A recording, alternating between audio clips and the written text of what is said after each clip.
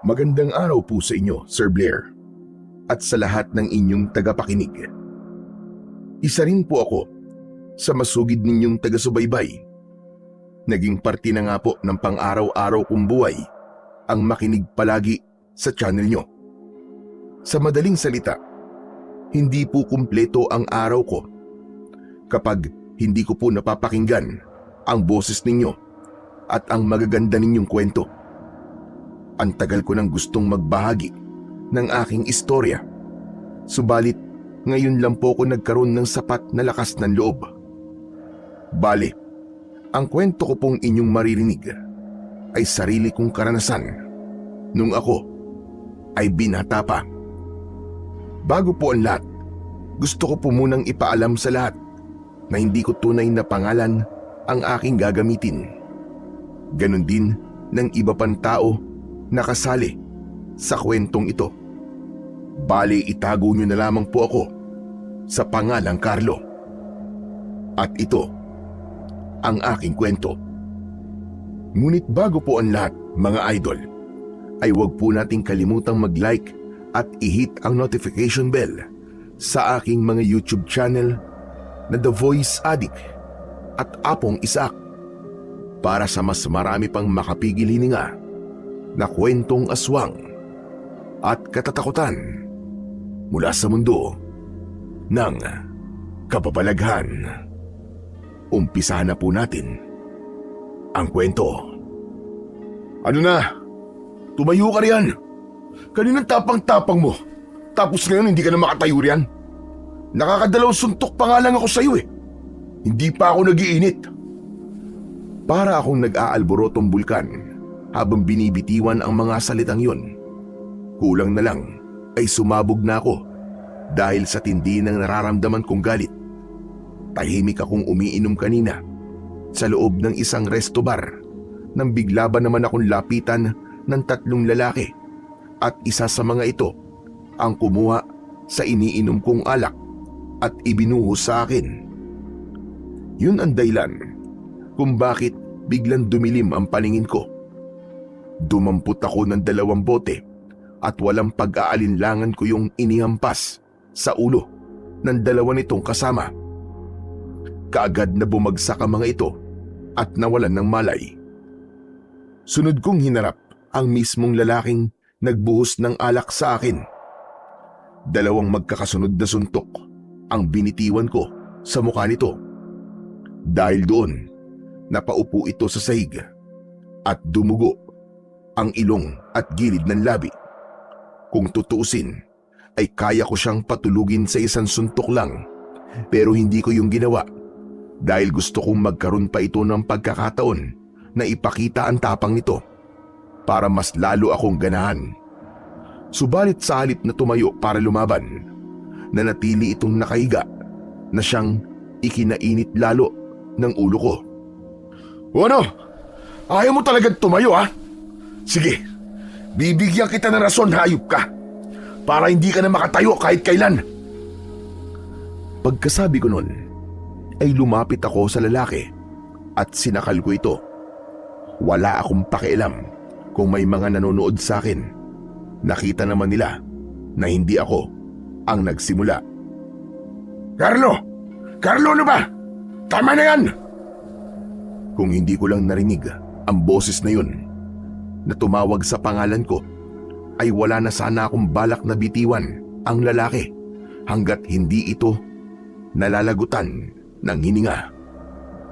Tarantado kang animal ka. Ligtas ka ngayon. Pero sa susunod na makita ulit kita, sisiguraduhin kong yun na ang huling araw mo sa mundo. Yun ang mga binitiwan kong salita sa mukha nito bago ako tumayo at lumapit sa taong kadarating lang. At yun ay walang iba kundi si Adolfo, ang aking ama. Pa, nandito ka na pala. Akala ko hindi ka na darating eh. Hindi ko na natapos ang iba ko pang sasabihin dahil biglang dumapo ang kamao nito sa pisngi ko. Hindi ko yun inaasahan, kaya hindi ako nakailag. Balak pa sana nitong ulitin yun, subalit pinigilan nito ni Tita Helena stepmother ko. Tama na! Tama na, Adolfo, ano ba? Hindi ito ang tamang lugar para pairalin mo ang init ng ulo mo. Mag-usap kayo ng maayos. Sigurado ako may dahilan si Carlo kung bakit niya ginawa ito. Hayaan niyo po siyang magalit. Wala rin naman silbi kahit magpaliwanag ako sa kanya. Tumahimik ka. Ang mabuti pa, ayusin mo tong gulong ginawa mo at umuwi ka na sa bahay ngayon din. Doon tayo mag-uusap. Yun ang mga katagang iniwanan nito bago naglakad palabas sa lugar na yon. Naiwan akong puno ng hinanakit ang mga mata habang sinusundan sila ng tingin. Matagal nang mainit ang dugo nito sa akin, pero ito ang unang beses na sinaktan niya ako at hindi ko yun matanggap. Masakit para sa akin na kaya niya akong saktan, samantalang ako hindi ko yung kayang gawin. Malaki pa rin ang respeto ko sa kanya kahit matagal nang hindi maayos ang relasyon namin dalawa. Bagamat nagdadalawang isip, nagdesisyon pa rin ako na sundin ang sinabi ng papa ko. Bago ako umalis sa lugar na yon, ay nag-iwan muna ako ng sapat na halaga bilang kabayaran sa perwisyong naidulot ko. Mula roon, nagmaneho ako ng mahigit kumulang 15 minutos bago narating ang tapat ng bahay namin. Pagbaba ko sa sasakyan ay bigla akong binalot ng lungkot habang nakatingin sa pintuan. Noong panahong buhay pa si Mama, kapag alam niyang dumating na ako, ay kagad siyang tatakbo palabas at sasalubungin ako ng yakap. Isa sa dahilan kung bakit mas pinili kong umalis sa bahay na yon ay dahil gusto kong takasan ang lungkot na nararamdaman ko. Kahit saan sulok kasi ako tumingin, siya ang naaalala ko. 5 taon na ang nakalipas. Simula nang mawala siya, subalit nandito pa rin sa dibdib ko ang sakit. Hindi ko pa rin matanggap na wala na ang isa sa pinakamahalagang tao sa buhay ko. Nandito ka na pala, Carlo. Tara na sa loob. Hinihintay ka ng papa mo.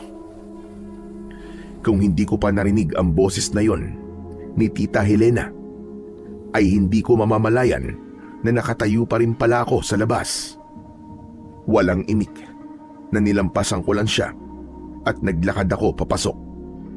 Sa sala ako dumiretso dahil alam kong naroon si Papa. Pagkalapit ko sa kanya, ay kagad niya akong sinalubong ng suntok. Sa pangalawang pagkakataon, ay natamaan na naman ako sa muka. Kaya mo ba ako pinapunta ron, ha? Para ipahiya? Ang akala ko pa naman, kaya gusto mo akong makausap dahil gusto mo magkaayos tayo. Tapos ganun lang palang maaabutan ko. Pinunasan ko muna ang dugo na kumawala sa gilid ng labi ko bago ako nagsalita. Pa, hindi ako nagsimula ng gulo kung yun ang inaakala mo. Pero hindi ko ipapaliwanag kung ano nangyari. Alam ko namang ako pa rin ang lalabas na masama kahit na anong sabihin ko sa inyo. At kasalanan ko pa ngayon kung bakit ganyan ang tingin ko sa'yo. Ilang gulo na ba ang pinasok mo, ha? Ilang tao na ba ang nabugbog mo dahil dyan sa pagiging barumbado mo? Lahat na lang idinadaan mo sa init ng ulo. Gulo rito, away doon. Mapagsalitaan ka lamang ng hindi maganda, mananapak ka na. Masagi ka lang ng konti, parang gusto mo nang pumatay ng tao. Ganyan na lang ba palagi ang gagawin mo? Kung pinapunta niyo lang po ako rito para sermonan, mabuti pang umalis na lang ako. Ayan! Diyan ka magaling.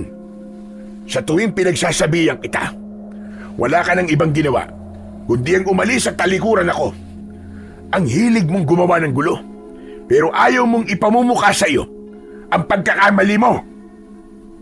At dyan din naman kayo magaling eh, sa pagpuna sa mga mali ko. Sa bagay, kailan ba ako may ginawang tama para sa inyo? Lahat naman ng gawin ko, puro mali sa paningin mo. Ni minsan ba, pinakinggan niyo ang mga paliwanag ko? Hindi naman, di ba? Huwag mo akong baligtarin dito, Carlo. Gusto kong itama mo ang mga pagkakamali mo. Dahil ayoko na habang buhay kang ganyan. Hindi ka na bata. 30 anyos ka na. Masama bang gustuin kong makita ka nagsisikap para sa sarili mo kaysa mabalitaan palagi na meron kang taong napaospital? Sabihin niyo na lahat ng gusto niyo sabihin. Wala akong pakialam. Hindi mo ba ako naiintindihan, ha, Carlo? Tumatanda na ako. May mga nararamdaman na ako sa katawan. Minsan nga gusto ko na lang matulog maghapon. Pero paano ko gagawin yun kung wala mag-aasikaso sa negosyong pinaghirapan ko? Dahil yung tao na dapat nakatuwang ko, mas pinili pang umalis at maghanap palagi ng gulo kaysa sa tulungan ako. Mas piniling umalis? Sa tingin nyo, bakit ako umalis? Umalis ako dahil pakiramdam ko mag-isa na lang ako. Simula nang mawala si Mama, ni minsan ba tinanong mo man lang ako kung kumusta ako? Hindi, di ba? Puro ka trabaho, trabaho, trabaho. Tapos isang araw nabalitaan ko na lang na may bago ka na pala. Sa tingin mo ba hindi masakit para sa akin yun, ha? 1 taon pa lang. 1 taon. Nagawa mo na kagad siyang palitan. At sa kaibigan pa talaga niya. Minsan tuloy hindi ko magawang mag-isip ng hindi maganda. Na baka dati na kayo may relasyon. At matagal niyo nang niluloko si Mama. Isa na namang malakas na suntok ang nagpatumba sa akin. Tumama yun sa kanan kong pisngi. Wag mo akong pagsasalita ng ganyan, ha? Dahil hindi mo alam ang mga pinagdaanan ko nung nawala ang mama mo. Halos isubsob ko ang sarili ko sa trabaho para lang malibang at hindi ko maramdaman ang sakit. Kung totoo yung sinasabi mo, bakit ganun kabilis mo lang siya pinalitan? At bakit sa kaibigan pa niya mismo? Ano ba nakita mo sa babaeng yan? Para pagpalit si Mama ng ganun-ganun na lang. Ayusin mo ang pananalita mo, Carlo. Huwag mong binabastos ang tita Helena mo. Tinatanong mo kung bakit siya. Dahil siya dumamay sa akin noong mga panahong nagluluksa ako. Kung ganun, mas mabuti pa pala kayo dahil nakahanap kayo ng dadamay sa inyo. Samantalang ako hanggang ngayon, mag-isa ko pa rin hinaharap ang lungkot at sakit. Tama na yan. Tama na. Ano ba naman kayo mag-ama? Sa tingin niyo ba ay matutuwa si Glenda kapag nakita niya kayo nag-aaway? Mamaya niyan ay bumangon pa sa hukay yun para lang pagbatiin kayong dalawa. Adolfo, pakinggan mo muna ang paliwanag ni Carlo bago ka magalit sa kanya. At ikaw naman, Carlo, huwag mong sabihin na mag-isa ka na lang. Nandito kami ng papa mo. Pwede ka naman bumalik dito kahit na anong oras. Hindi na kailangan. Sanay na akong mag-isa. Kung wala na kayong sasabihin, aalis na ako. Hindi ka aalis hanggat hindi ko sinasabi. Naudlot ang gagawin ko sanang pagtalikod dahil sa sigaw na yun ni Papa. Tumingin ako sa kanya at sinalubong ang galit niyang mga mata. Aalis ako kung gusto ko at wala ka magagawa. Talaga bang matigas ka, ha? Tignan natin ang tapang mo. Sige, umalis ka. Pero itong tatandaan mo, sa oras na lumabas ka sa pamamahay na ito, kakalimutan ko ng anak kita. Alam mo ba kung anong ibig ko sabihin? Ibig ko sabihin, wala ka nang makukuha sa akin, kahit ni singkong duling. Sa halip na mabahala sa sinabi nitong yun, ay napailing na lang ako. Kasunod nun, ay dinukot ko ang susi ng kotse sa bulsa ng suot kong pantalon at inihagis yun sa harapan nito. Matagal mo nang ipinaramdam sa akin na wala akong ama. Kaya gawin mo kung anong gusto mong gawin. Wala akong pakialam. Pagkasabi ko nun, ay walang lingon akong naglakad palabas ng bahay. Sumakay na ako ng taxi, pauwi sa tinutuluyan kong apartment. Iniwan ko na ang kotseng dala ko kanina. Sa kanya kasi galing yun. Bigay niya nung ika-21st birthday ko. Nang makauwi ako, ay saka ko na lang naramdaman ang tama ng alak na ininom ko. Pagdantay ng likod ko sa higaan ay agad akong nakatulog. Kinabukasan, maaga akong gumising para maligo at mag-empake. Bala kong pumunta sa Bicol kay Lolo Ambo, tatay ni Mama. Pupunta ko ron para magpalamig ng ulo at para makapag-isip-isip na rin. Babalik na lang ako kapag handa na akong harapin ulit si Papa. Sa ngayon, magpapakalayo-layo muna ako nang hindi niya nalalaman. Bago sumapit ang 8:00, ay nasa sakayan na ako ng bus papuntang Bicol. Wala pang ganong pasahero sa loob ng bus na sinakyan ko, kaya ilang minuto pa akong naghintay. Yun ang unang beses na sumakay ako sa pampublikong transportasyon, kaya hindi ako sanay. Naging kainip-inip sa akin ang bawat pagpatak ng minuto. Nang hindi makatiis, ay tinawag ko ang konduktor at tinanong kung pwedeng bayaran ko na lang ang mga bakanting upuan para makaalis na kami. Hindi ko naman intensyon na magmukhang mayabang. Sadyang ayaw ko lang maghintay pa ng matagal. Kinausap muna ng konduktor ang driver at nang pumayag ay kagad akong nagbayad. Makalipas ang ilang segundo ay nagsimula na kaming umusad. Alam kong aabutin ng ilang oras ang biyahe, kaya naman nagdesisyon akong umidlip na muna. Dahil may hangover pa, kaagad akong hinila ng antok. Hindi ko alam kung ilang oras akong nakatulog. Basta nagising na lang ako dahil naramdaman kong bigla kaming huminto. Ilang sandali pa, 2 holdapper ang nakita kong pumasok. Parehong may hawak na patalim ang mga ito. Napailing na lang ako dahil sa isiping mukhang mapapasabak na naman ako. Ito ang hindi alam ni Papa. Ang akala niya, ako ang naghahanap ng away. Ang hindi niya alam, gulo ang lumalapit sa akin. Lahat ng gusot na kinasangkutan ko, hindi ako ang nagsisimula. Totoong mabilis lang talagang uminit ang ulo ko, pero ni minsan ay hindi ako nagsimula ng away. Sa kabila ng tensyon na namuo sa loob ng bus, nanatili pa rin akong kalmado habang pinanonood kung paano nila takutin ang ibang pasahero para magbigay ng pera. Nang hindi ko na matiis ang pananakot ng dalawa, ay inagaw ko ang kanilang atensyon. Hoy, mga kunehong ampaw! Ang lalaki ng mga katawan nyo. Ang babatugan nyo magbarat ng buto. Hindi na ba kayo nahihiya? Nang marinig ng dalawa ang sinabi kong yun, ay isa sa mga ito ang lumapit at itinutok sa akin ang hawak na patalim. Sa halip na makaramdam ng takot, ngumisi lang ako. Halatang nainis ang lalaki. Inambahan ako nito ng saksak, subalit bago pa man dumantay sa katawan ko ang talim nun, ay mabilis ko lang nahawakan ng braso at kamay nito at pinilipit yun. Napasigaw ito sa sakit at nabitiwan ang hawak na patalim. Inikot ko papunta sa likuran ng kamay nitong hawak ko, kaya mas lalo itong napangiwi nang dahil sa labis na sakit. Umatake pa sa akin ang isa nitong kasama, kaya itinulak ko ang lalaki pasalubong sa kanya.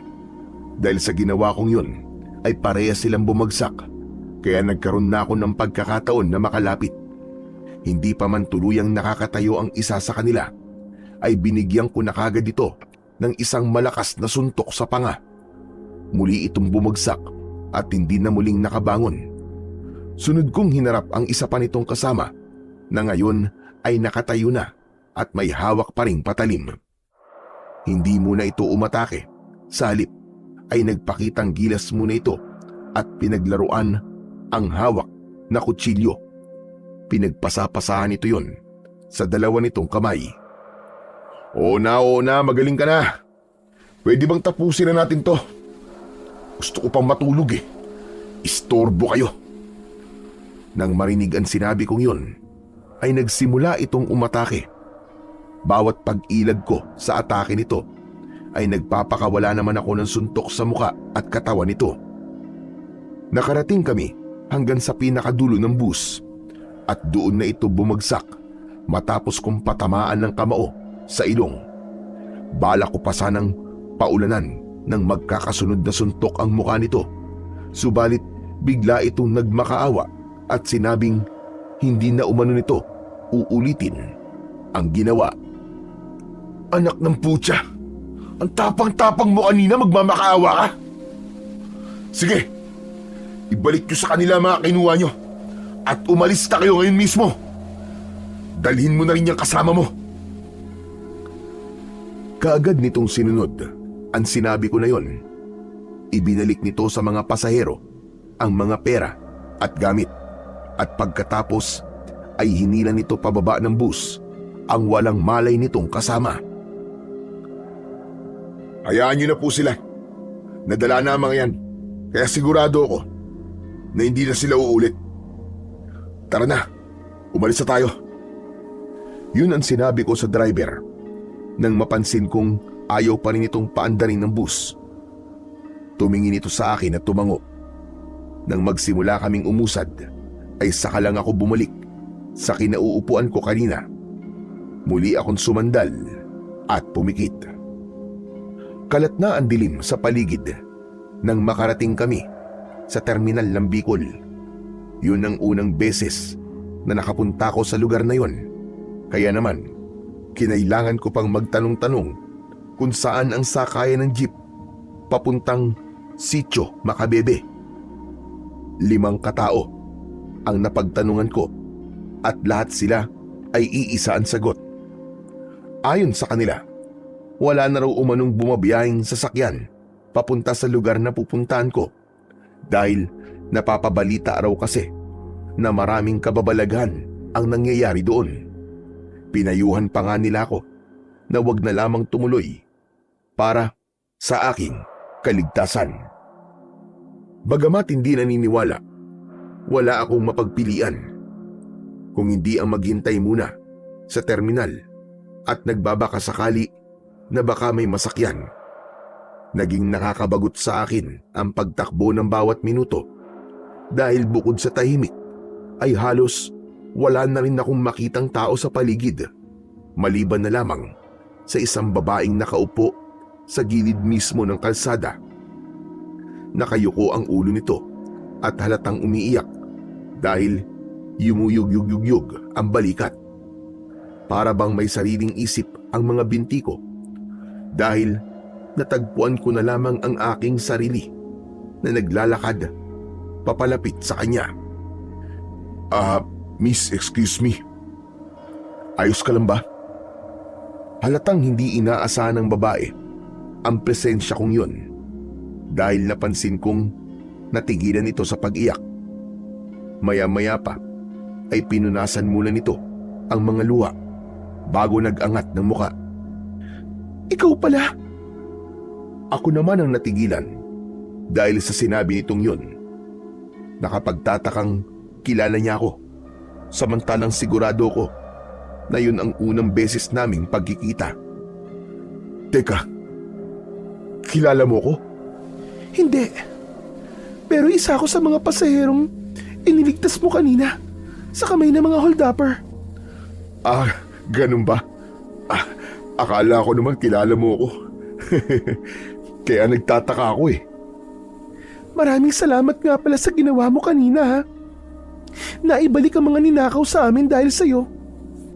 Ang akala ko talaga ay matatangay na nila ang sahod kong 1 taon kong pinagpaguran. Buti na lang at hindi yun nangyari. Kaya salamat talaga sa'yo. Kung sino ka man. Wala yun. Maliit na bagay. Kahit sino naman siguro, gagawin din ang ginawa ko eh. Yung ginawa mo sa kanila kanina, kung tutusin, kulang pa nga yun eh. Kung naging lalaki lang ako, nako, bugbog sarado talaga sa akin ang mga batugan na yun. Baka dila lang nila ang walang latay. Kaya, pasalamat talaga sila at naging babae ako. Nang mga sandaling yon, hindi ko alam kung maaawa pa rin ako sa babae o matatawa. Hindi ko kasi inaasahan na madaldal pala ito. Ah, mabuti na lang pala at naging babae ka, no? Dahil kung hindi, baka mamaya niyan mas basagulero ka pa sa akin. Teka, ibig mo sabihin basagulero ka? Ah, hindi. Pero lapitin kasi ako ng gulo. Kaya yun, madalas ako mapasabak. Ibig sabihin, sanay na sanay ka pala sa mga bakbakan. Kaya palang galing makipaglaban kanina. Ah, hindi naman. Medyo marunong lang. Ah, siya nga pala. Bakit ka ba umiiyak? Biglang naglaho ang masayang aura ng babae matapos nitong marinig ang tanong ko. Pasensya ka na miss kung natanong ko ha. Baka iniisip mo masyado akong feeling close sa'yo ha. Okay lang, kalimutan mo na lang yun. Huwag mo na lang sagutin. Nag-aalala kasi ako sa nanay ko. Pagkasabi nito nun, ay muli na naman itong humikbi. Ah, miss. Pwede ko bang malaman kung ano nangyari sa kanya? Hindi ko alam eh. 3 buwan na kaming walang komunikasyon. Hindi ko alam kung bakit bigla na lang niyang hindi sinasagot ang mga tawag at text ko. Wala ba siyang nabanggit sa'yo na kahit na ano, bago siya hindi nagparamdam? Wala eh. Kaya nga sobra na ako nag-aalala sa kanya. Malapit lang ba rito ang bahay niyo? Gusto mo ba na samahan kita? Gabi na eh. Baka mamaya niyan, may makasalubong kang siraulo sa daan. Yan nga ang isa ko pang problema. Wala akong masakyan papunta sa amin. Sinasabi nila na wala na raw bumabiyahing sasakyan papuntang Sitio Macabebe. Ha? Sitio Macabebe baka mo? Aba, dun rin ako papunta eh. Oo, taga dun ako. Teka, ang mo sabihin na dun ka rin pupunta. Ganun na nga. Kaso sabi nga sa akin ng mga napagtanungan ko, wala na raw bumabiyahing sasakyan papunta ron. Sigurado ka ba dun ka pupunta? Doon ako ipinanganak at lumaki. Halos lahat ng tao ron ay kilala ko. Pero ikaw, ngayon lang kita nakita. Kasi hindi naman ako taga ron. Dadalawin ko lang ang lolo ko. Baka kilala mo siya. Ambo ang pangalan niya. May kilala akong Ambo ang pangalan. Pero hindi ako sigurado kung pareho tayo ng Ambo na tinutukoy. Sa bagay, baka nga magkapangalan lang. Pero teka miss, hindi ba taga ron ka? Dati pa ba na wala talagang bumabiyahing sasakyan papunta sa inyo? Hindi ah. May mga tricycle at jeep na dati nang bumabiyahe papunta ron. Kaya nga, madali lang sa amin dati magpabalik-balik dito sa bayan. Hindi ko alam kung kailan pa nagkaganito. Mas lalo tuloy akong kinakabahan para kay nanay. Teka. Malayo ba ang Sitio Macabebe mula rito? Medyo may kalayuan din. Dead end na kasi ang lugar namin. Umaabot ng mahigit 1 oras ang biyahe sa jeep. Kung maglalakad tayo, sa tingin mo, gaano katagal tayo bago makarating doon?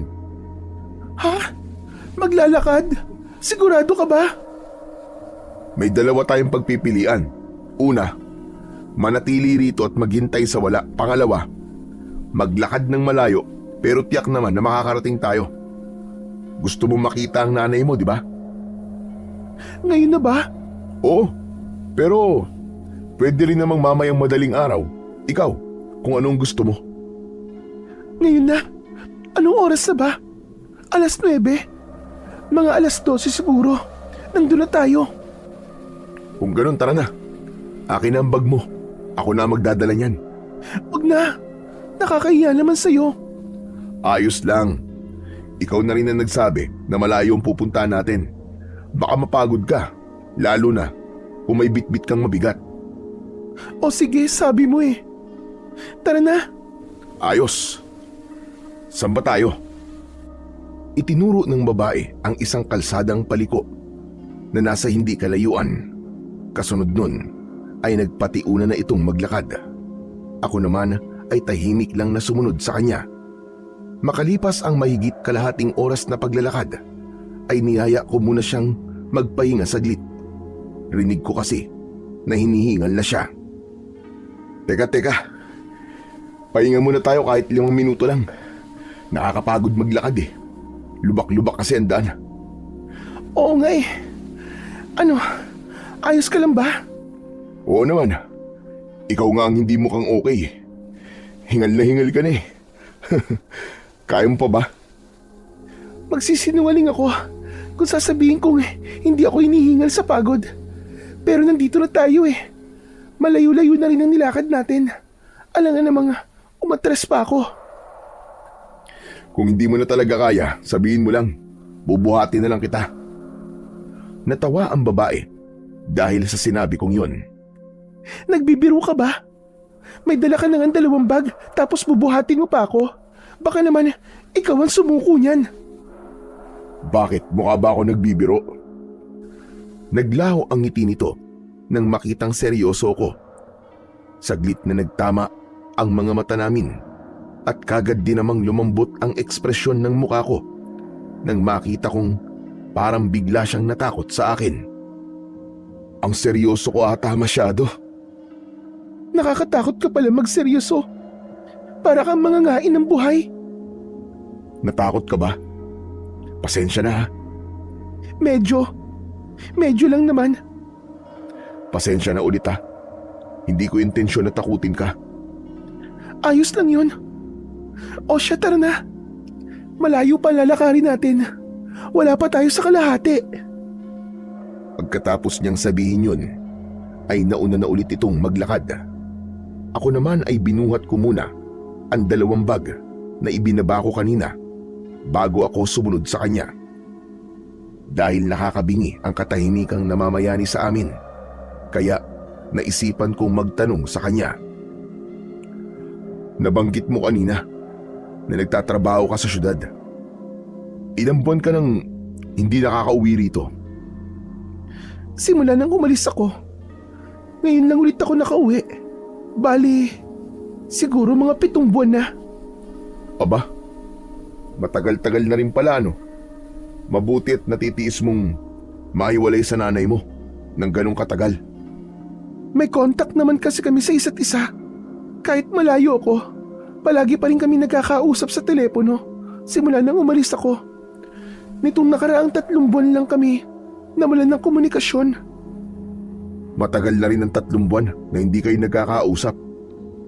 Hindi mo ba naisipang umuwi kagad para alamin kung ano na nangyayari? Kung ako lang ba ang masusunod matagal na sana akong umuwi. Ang kaso, kailangan ko pa maghintay na makahanap sila ng ipapalit sa akin bago ako pinayagan. Matanong ko lang, ano ba ang trabaho mo sa syudad? Caregiver ako. Isang matandang na stroke ang inaalagaan ko. Buti at kinaya mo. Hindi madaling trabaho ang ganyan. Mahirap mag-alaga ng bata, pero mas mahirap mag-alaga ng matanda. Wala namang madaling trabaho at isa pa, kailangan ng pera, kaya kailangan magtiyaga. Kung hindi nga lang ito nangyari, wala pa sana akong balak umuwi. Ang balak ko kasi, mag-ipon ako, at kapag may sapat na akong ipon, kukunin ko na si nanay pagkatapos niyang manganak. Ha? Buntis siya? Oo, sa pangalawang lalaki. Matagal na kasing patay ang tatay ko. 15 anyos pa lang ako nang mamatay siya. Nitong nakaraang taon lang, may nakilala si nanay, taga-bayan. Pero binuntis lang siya at iniwan pagkatapos. Kaya yon, may naiwang malaking responsibilidad sa amin. Kaya ka umalis at nagtrabaho, ganun ba? Ganun na nga, tama ka. May malaking responsibilidad kaming kakaharapin, kaya kailangan ko maghanap ng pera. Kailangan kumayod. Hindi ko naman pwedeng pabayaan na lang si nanay. Ang swerte ng nanay mo sa'yo. Halatang mahal na mahal mo siya.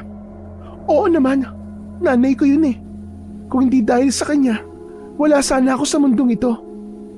Teka lang, bakit ba puro tungkol sa akin ang tanong?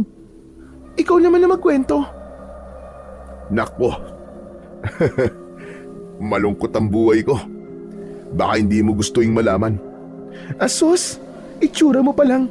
Halatang hindi ka galing sa mahirap na pamilya. Kaya sigurado akong masaya ang kwento ng buhay mo. Sige na, magkwento ka na. Bakit kapag mayaman ba ang isang tao, masaya na kagad ang buhay? Aba oo syempre. Wala kayong problema. Marami kayong pera eh. Mali ka dun. Hindi lahat ng may pera masaya. May mga bagay na hindi kayang bilhin at ibalik ng pera. Katulad ng ano? Katulad ng buhay ng isang tao. Napahinto sa pagakbang ang babae at tumingin sa akin.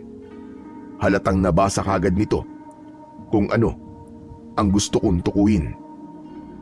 Pasensya ka na sa mga nasabi ko Kaya ko lang naman nasabi yun dahil kaming mahihirap. Pera ang pinaka-problema namin. Kayong mayayaman, marami kayong pera. Kaya akala ko wala na kayong problema. Ay, bakit ba ang hina kong mag-isip minsan? Pasensya ka na talaga Ano ka ba? Ayos lang. Hindi mo kailangan humingi ng pasensya. O ano, malayo pa ba tayo? Medyo malayo pa. Bakit, pagod ka na ba? Akin ang bag ko. Ako naman ang magdadala. Hindi. Naitanong ko lang. Magdadalawang oras na rin kasi yata tayo naglalakad eh. Mga 1 oras pa siguro bago tayo makarating doon. Grabe. Ang layo nyo pala talaga sa bayan, no? Mabuti na lang at maliwanag ang buwan. Kahit papano, maliwanag din ang dinadaanan natin. Oo nga eh. Kung mag-isa lang siguro ako, baka kanina pa ako inimatay dahil sa takot na nararamdaman ko. Ha? Natatakot ka? Malamang. Tignan mo naman, hating gabi na. Tapos, tayong dalawa lang ang tao. Puro puno pa ang dinaraanan natin. Hindi ko lang ipinapaalata, pero nakakatakot naman talaga. Saan ka ba natatakot? Sa akin? O sa lugar? Siyempre sa lugar. Kung takot ako sa'yo, hindi sana ako pumayag na maglakad kasama ka. At isa pa, hindi ka naman mukhang masamang tao eh. Iniligtas mo nga kami kanina, hindi ba? Mabuti na lang pala at mabait talaga akong tao, no? Kaya ikaw sa susunod, huwag kang basta-basta magtitiwala kahit kanino. Lalo na kapag hindi mo pa kilala. Babae ka pa naman. Parang gusto ko na tuloy matakot sa'yo dahil sa sinabi mong yan. Hindi, biro lang. Tatandaan ko yung sinabi mo. Mabuti naman kung ganun. Pero totoo ba talagang natatakot ka? Parang wala namang nakakatakot sa lugar na to Para sa'yo, wala. Pero para sa akin, sobrang nakakatakot ang maglakad ng ganitong oras. Pakiramdam ko, may bigla na lamang lalabas mula sa kung saan at aatakihin tayo. Naniniwala ka ron sa sinasabi nila na maraming kababalagan ang nangyayari dito sa lugar nyo? Ayoko sanang maniwala eh. Pero iba rin kasi ang pakiramdam ko. At isa pa, kung hindi totoo yun, bakit wala nang dumadaang sasakyan dito?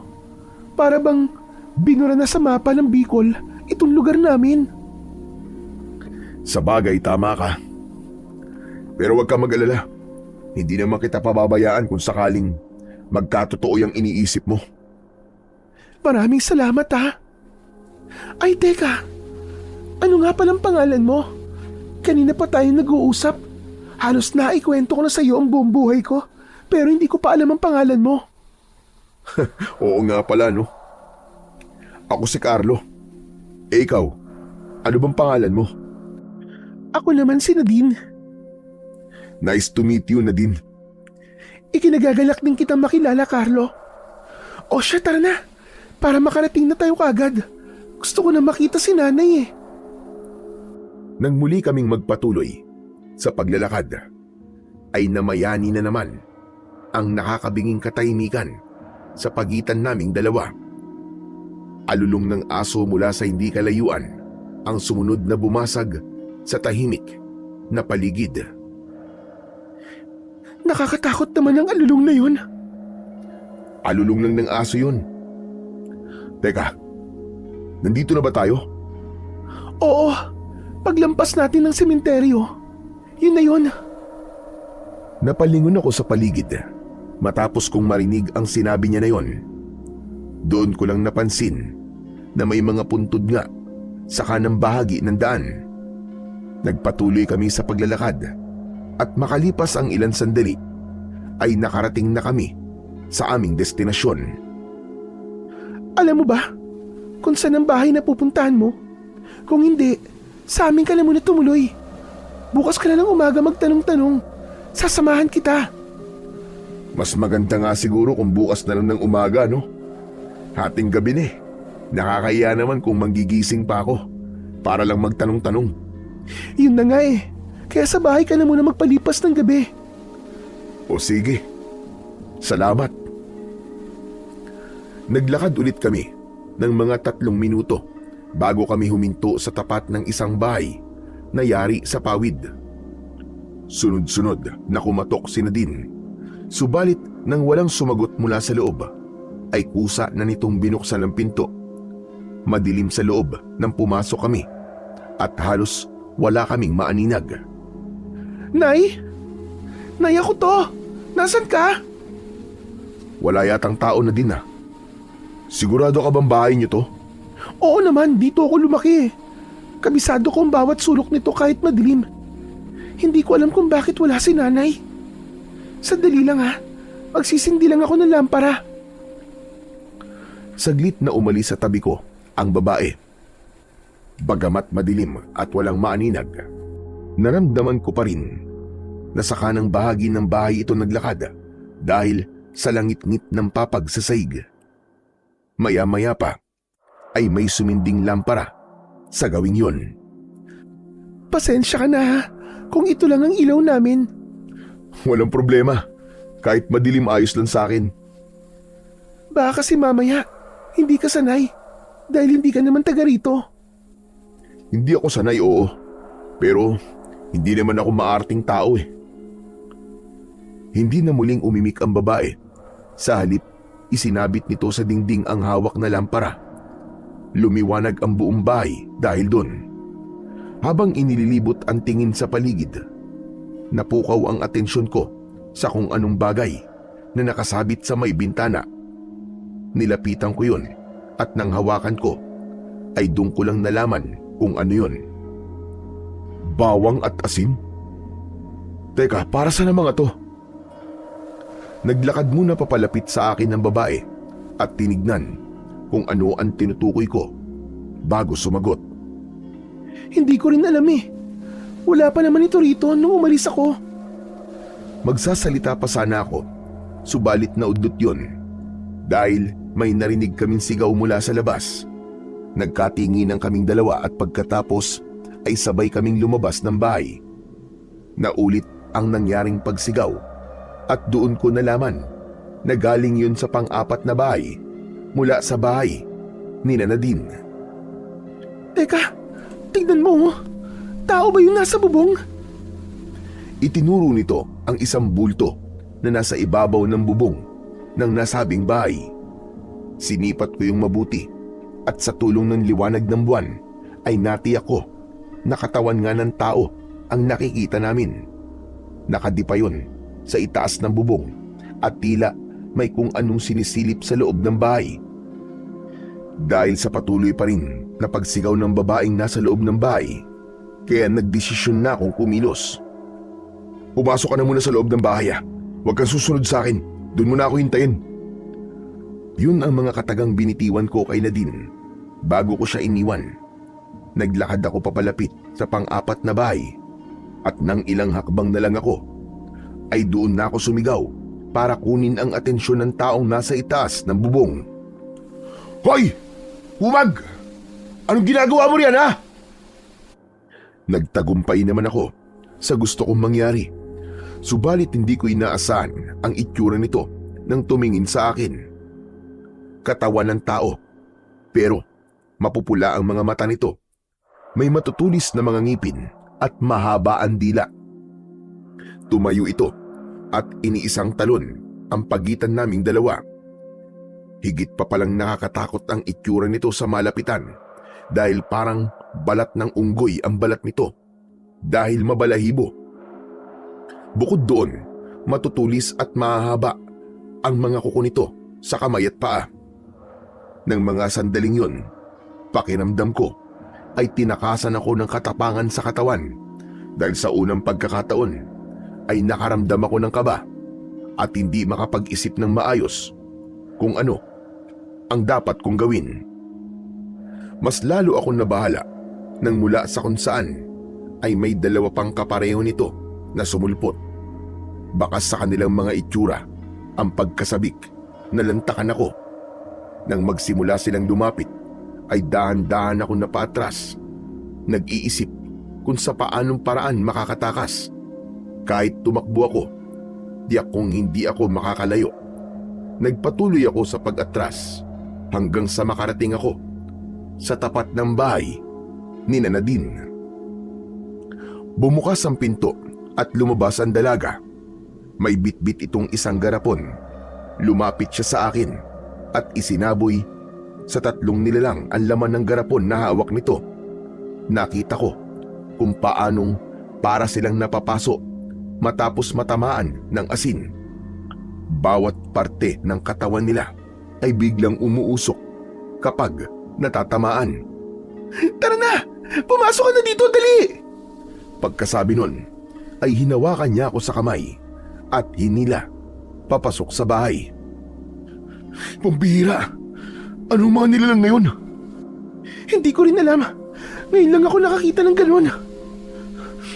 Pero paano mo nalaman? Natakot sila sa asin.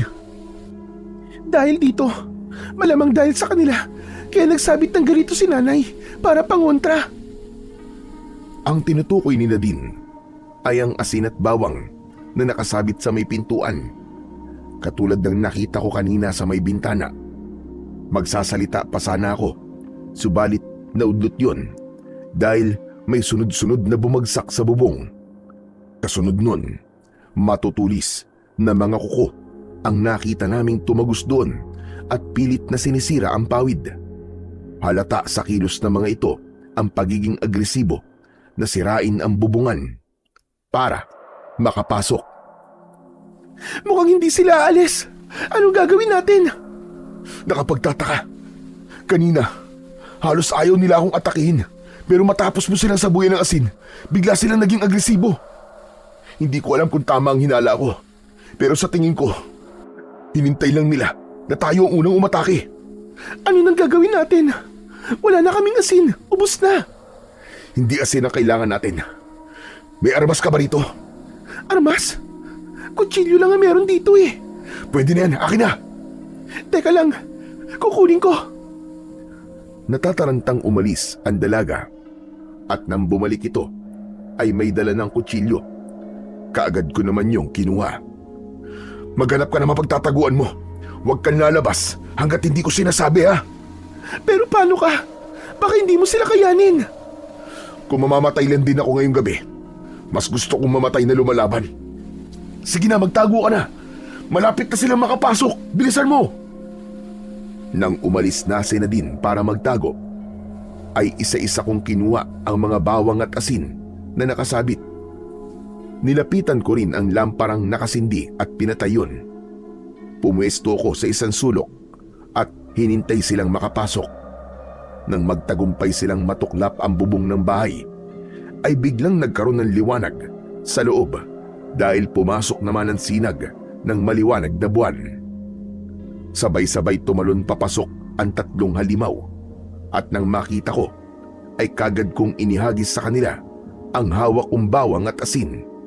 Pagkatapos nun ay tumakbo ako papunta sa madilim na parte ng bahay at doon ko sila hinarap.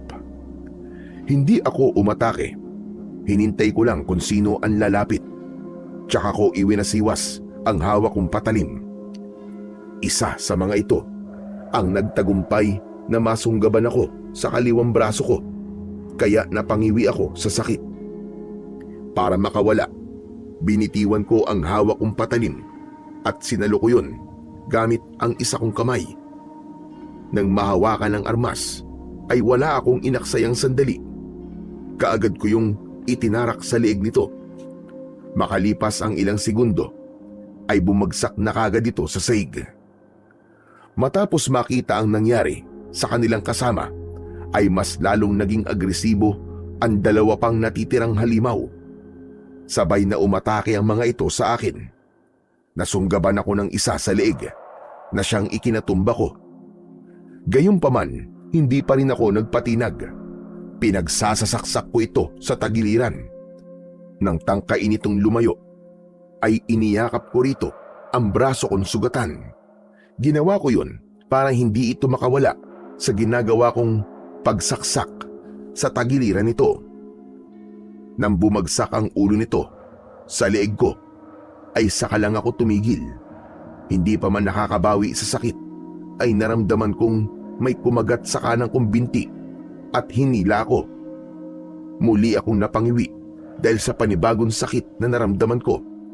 Ang ginawa ko, pilit kong iniangat ang kalahati ng katawan ko, at nang saktong abot na ng kamay ko ang halimaw, ay paulit-ulit ko itong sinaksak sa likod hanggang sa manghina at bumagsak. Nang matiyak kong wala na itong buhay, ay saka ko lang ibinagsak ang likod ko sa sahig at pumikit. Carlo! Carlo! Pagamat narinig ko ang sigaw na yon ni Nadine, ay nanatili akong nakapikit. Kahit nang maramdaman kong nilapitan niya ako, ay hindi pa rin ako dumilat. Carlo! Hoy, Carlo! Carlo, gumising ka! Niyugyug niya ako sa balikat at tinapik-tapik sa pisngi. Pero nanatili pa rin akong nakapikit. Pinigilan ko rin na wag huminga nang idikit niya ang tenga niya sa dibdib ko. Carlo! Carlo, ano ba gising? Carlo, gumising ka! Gising! Nang marinig ko na parang pumipiyok na ang boses ng dalaga, ay saka lang ako dumilat. Nagulat pa ito nang makitang gising na ako. Hindi ko tuloy napigilang matawa. Kaagad naman akong napaaray matapos nitong pisilin ang balikat kong may sugat. Nakakatawa ba yun, ha? Nakakatawa ba yun? Aray ko naman! Aray ko! Nakaligtas nga ako sa mga yun. Pero mukhang sa kamay mo naman ako mamamatay, pambira ka, oo. Eh, ikaw eh. Kita na nga nag-aalala yung tao at tawanan mo pa. Nagawa mo pa talagang magpatay-patayan. Parang masaya ka pa sa ginawa mo, no? Masaya nga ako. Dahil ngayon lang ako nakontento sa isang laban. Sa dinami-dami ng gulong na pasukan ko, ngayon lang ako nasiyahan ng todo. Ganito yung gusto ko. Yung hindi sa una lang magaling ang kalaban. Ah, gusto mo pala yung ganyang kulang na lang ay mapatay ka na. Paano ngayon yan? Sinong gagamot niyang mga sugat mo? Pambihira naman, oo. Kung kaya ba ng konsensya mo na makita akong malagotan ng hiningi matapos kitang iligtas, hayaan mo na lang ako. Aray, ang sakit. Nangungonsensya ka pa talaga eh, no? Sige na nga. Nagbibiro lang naman ako. Kaya mo bang makaupo? Parang hindi eh. Aray, ang sakit ng buong katawan ko. Nang marinig ang sinabi ko na yon, ay tinulungan nito akong makaupo. Wala akong kahit na anong gamot dito. Kaya lilinisan ko na lang yung mga sugat mo at tatalian pagkatapos. Ayos lang ba sa iyon? May karayom at sinulid ka ba riyan? Gusto ko sanang tahiin mo tong nasa balikat ko. Ano? Tatahiin ko? Sigurado ka ba? Oo, para magsara. Kaya mo ba? Bakit ako tinatanong mo? Magtatahi lang naman ako. Hindi naman ako masasaktan. Ikaw ang dapat tanungin ko niyan. Kaya mo ba? Kayang-kaya. O sige, ikaw ang masusunod. Sandali lang. Ihanda ko lang ang mga gagamitin ko. Umalis ang dalaga sa harapan ko at saglit na naging abala sa paghahanda ng mga gagamitin nito sa panggagamot sa mga sugat ko. Makalipas ang ilang minuto, bumalik ito sa tabi ko. Nagsindi muna ito ng lampara at inilagay yon sa tabi ko bago sinimulang linisin ang sugat ko. Pagkatapos nitong linisin, at talian ng sugat ko sa binti at braso ay ang sugat ko naman sa balikat ang hinarap nito. Tatahiin ko na ha. Handa ka na ba? Sa halip na sagutin ang tanong nito, ay dinampot ko ang hinubad kong damit pang itaas at ipinasok ko yun sa sarili kong bibig. Nang simulang tahiin ni Nadine ang sugat ko, ay napapikit na lang ako at tiniis ang sakit tuwing itutusok at hihilahin ito ang karayom sa balat ko. O hayan, tapos na. Pagkasabi nun, ay inalis nito ang damit na nasa bibig ko at ipinunas sa muka at katawan kong naliligo sa pawis. Maraming salamat na din ha. Wala yun. Sige na, magpahinga ka muna.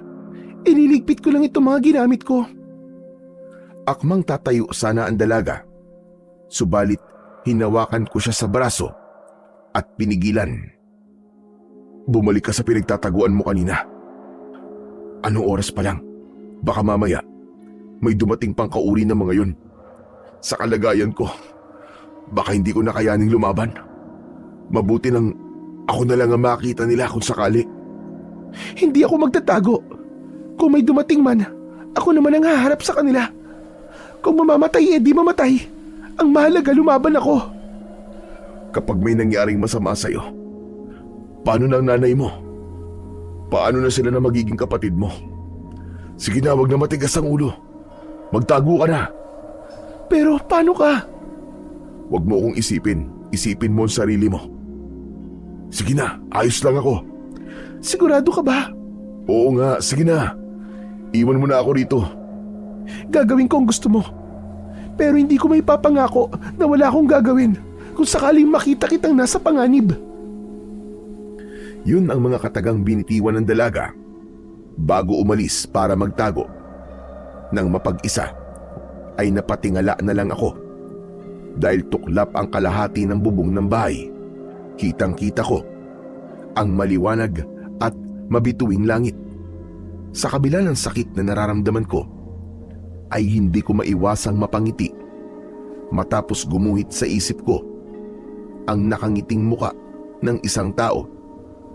Makalipas ang ilang saglit, ay naramdaman kong bumigat ang mga talukap sa mata ko hanggang sa tuluyan na yung nagsara. Nang magising ako, ay nasa loob na ako ng isang kwarto. Wala na ako sa bahay ni Nadine. Yun ang natiyak ko dahil hindi nasira ang bubong ng bahay at wala na rin akong makitang katawan ng halimaw sa paligid. Bumangon ako at saktong tatayo na sana ako nang bumukas ang kortina at pumasok ang isang matandang lalaki. Otomatiko akong napangiti nang makilala ko siya. Mabuti naman at gising ka na, apo. Ikaw ba talaga yan, Lo? Teka, paano ako napunta rito? Nasaan yung mga halimaw? Nasaan si Nadine? Teka. Isa-isang tanong lang. Ano ka ba naman, bata ka, oo? Pasensya na po. Naguguluhan kasi ako eh. Nagpunta kami kaninang umaga sa bahay ni Nadine. Nalaman kasi namin na pinasok yun ng mga kalibulan. Nakapagtataka ka ako. Wala namang nakatira sa bahay na yun, pero bakit yun ang pinasok ng mga aswang? Pagdating namin doon, nakita namin yung mga bangkay at naabutan ko sila din na pinapalitan ng tali ang mga sugat mo. Teka. Kalibolan? Aswang? Tama po ba narinig ko? Oo, apo, tama. Kalibolan ang tawag sa mga aswang na sumugod sa inyo kagabi. Tuwing kabilugan ng buwan, nambubulabog sila rito at walang awang ng bibiktima. Mga bata at buntis ang gustong-gusto nilang biktimahin. Ibig sabihin, may mga nabiktima na po sila rito? Abay, oo. Marami-rami na rin. Tuwing kabilugan ng buwan, hindi lang iisang tao ang binabawian nila ng buhay. Sa loob ng 4 na buwan nilang pambubulabog dito, mahigit 10 tao na ang nabiktima nila. Ganun na karami? Wala po ba kayong ginagawa para pigilan sila? Hindi po kayo lumalaban? Marami nang nagtangka, pero lahat ng naglakas ng loob na lumaban ay nabigulan din. Kaya sa ngayon, tanging dasal na lang ang ginagawa namin tuwing sasapit ang kabilugan ng buwan. Bakit hindi na lang po kayo umalis sa lugar na to at lumipat? Kung delikado pala rito. Marami na ang umalis, pero marami rin ang katulad ko na hindi kayang iwan ang lugar na ito. Karamihan sa amin dito, ipinanganak at dito nagkapamilya. Kaya hindi madali na basta na lamang umalis. At isa pa, nandito ang pananim namin. Pero buhay niyo na po ang nanganganib, Lo. Hindi pa ba sapat na dahilan yun para iwan niyo po ang lugar na ito? Carlo Apo, maliban sa nanay mo, dito nakalibing lahat ng mahal ko sa buhay. Kaya kung may lugar man ako gugustuhin manatili hanggang sa mamatay ako, ito ang lugar na yon. Lo, hindi ko po ba kayo mapipilit kung yayayain ko po kayong sumama sa akin pabalik ng syudad? Patawad na po. Dito pa rin ako nakakaramdam ng kapayapaan sa kabila ng pambubulabog ng mga kalibulan. Saan po ba galing ang mga kalibulan na yun, Lo? Ang tagal niyo na pong nakatira rito, bakit ngayon lang po sila sumulpot? Ang mga kalibulan ay aswang na nakatira sa pusod ng mga kagubatan o bundok. Matagal na panahon na silang nabubuhay sa pamamagitan ng pambibiktima ng mga hayop na nakatira sa gubat. Kung matagal na po silang panahon na nabubuhay sa pagkain ng hayop, bakit bigla po silang lumabas para mambiktima ng mga tao? Dahil wala na silang makitang hayop sa gubat. Halika, may ipapakita ko sa iyo, Apo. Pagkasabi nun, ay tumayo ang matanda at naglakad papalapit sa nakabukas na bintana.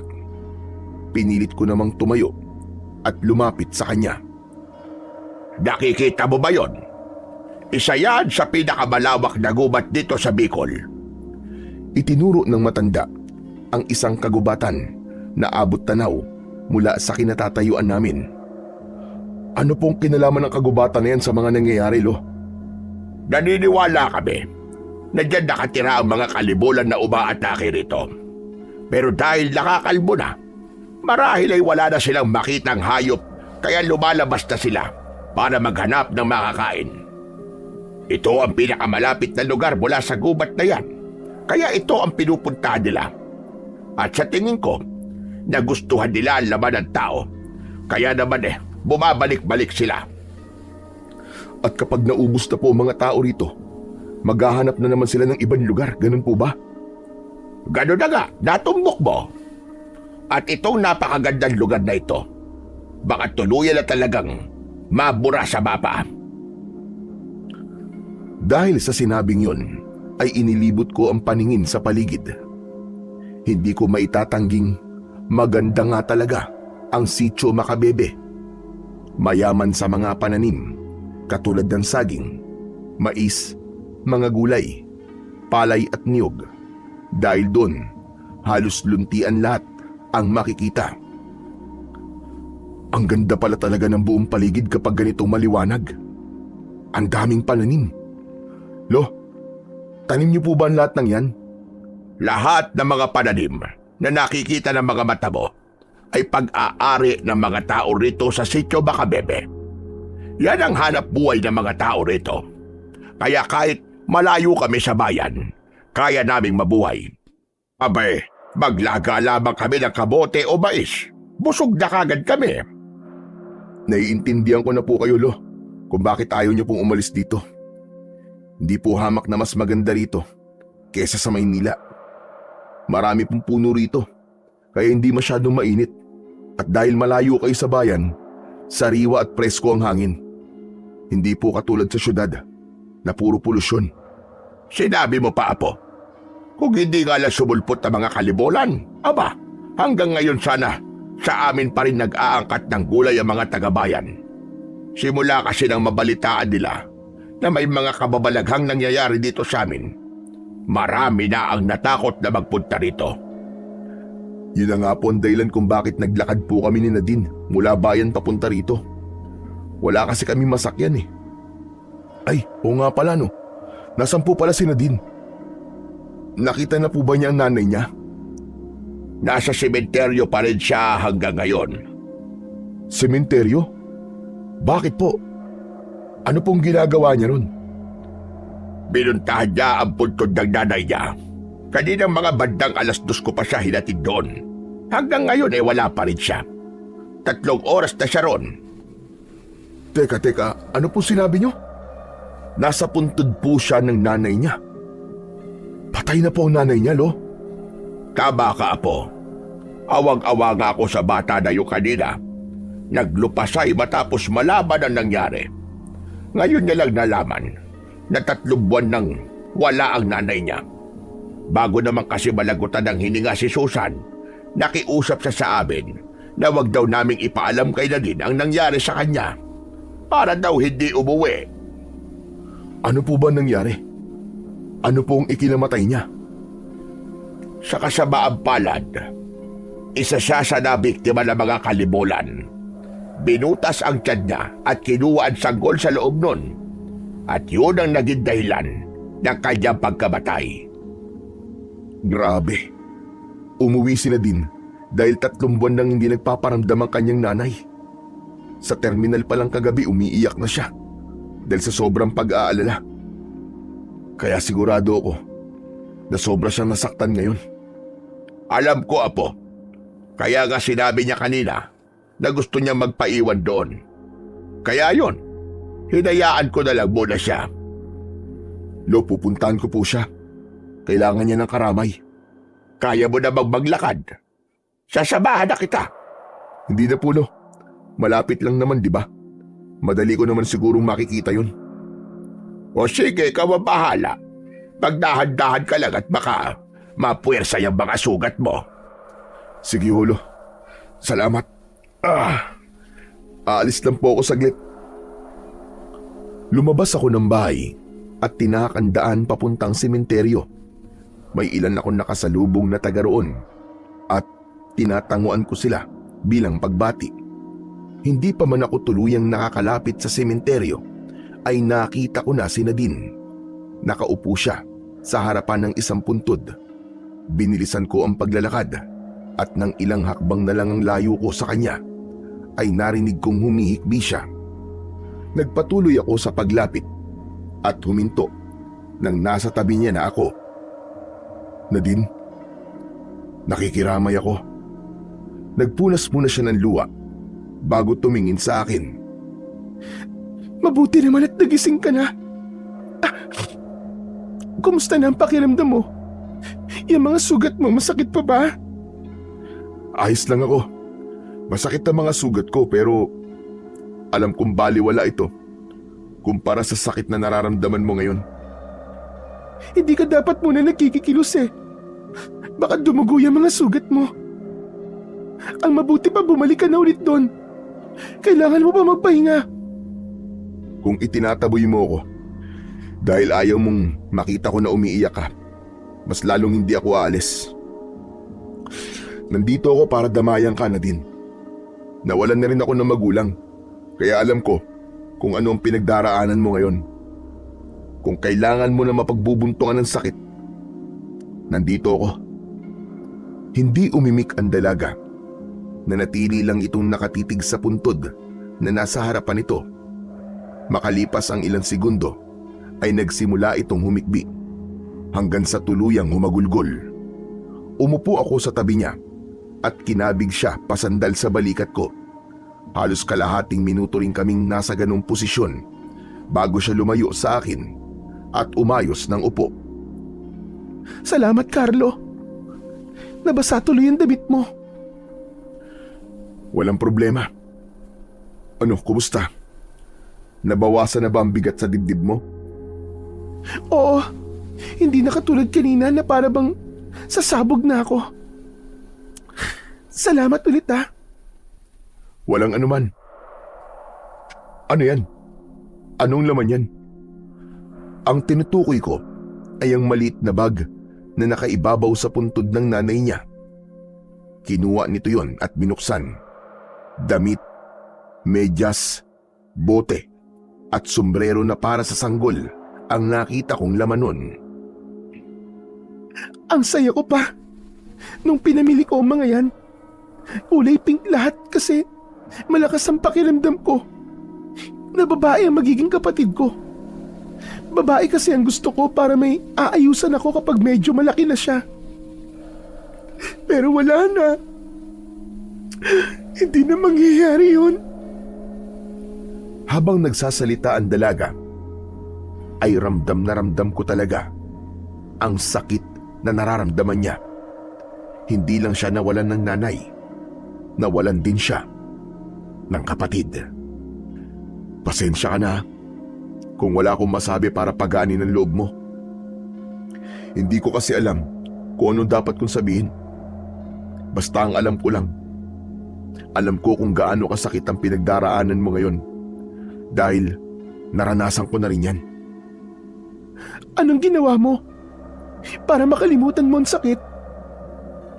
Hanggang ngayon nandito pa rin ang sakit. Siguro dahil hanggang ngayon ay hindi ko pa rin matanggap na wala na siya. Yung tao naman na inaasahan kong magiging karamay ko, wala siyang pakialam sa akin. Kaya naman umalis na lang ako sa bahay namin. Sa halip na intindihin, itinakwil niya pa ako bilang anak niya. Kaya ka ba nagpunta rito? Nagpunta ako rito dahil gusto kong lumayo muna sa magulo kong buhay at makapag-isip-isip. Pero babalik din naman ako sa amin. Ang lungkot din pala ng buhay mo. Kaya pala, nasabi mo na hindi lahat ng may pera ay masaya. Simula nang mawala si Mama, hindi na ulit ako nakaramdam ng totoong saya. Pero hindi halata sa'yo na hindi ka masaya sa buhay mo at may pinagdaraanan ka. Dahil katulad mo, ayoko rin na may makakita na mahina ako. Paano mo nasabi na ganyan ako? Kagabi sa terminal, alam kong umiiyak ka. Pero nagpunas ka muna ng luha bago ka umarap sa akin. Tapos ito, ngayon ulit. Nung buhay pa kasi ang nanay ko, palagi niyang sinasabi sa akin na kahit daw hinang-hina na ako, dapat hindi ko pa rin yun ipakita sa ibang tao. Kaya minsan, kahit sa kanya, hindi ko pinapakita na nahihirapan ako. Nasanay ako na sinasarili lang ang mga problema ko. Pero minsan pala, kailangan mo rin bawasan ang bigat ng sakit na nararamdaman mo. Ayaw mo ba't subukan? Ang umiyak? Ayoko. Isang paraan lang ang alam ko para maglabas ng sakit. Pakikipagbasag ulo? Ganun ba?